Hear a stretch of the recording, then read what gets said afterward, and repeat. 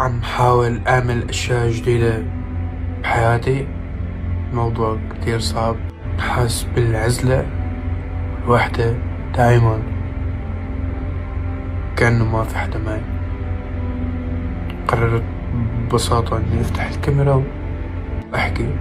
يمكن بيوم من الأيام هذا الفيديو بينشاف من كتير ناس، أو يمكن ما ينشاف، ممكن ينحذف ويضل هيك. بس بكل الأحوال أنا لازم أفضل الأشياء اللي بقلبي.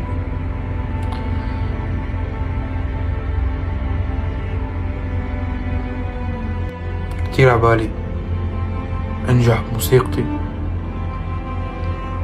مو هذا النجاح اللي الناس عم تحكي عنه، مش مليون مش مليونين، صير ألمس كتير ناس.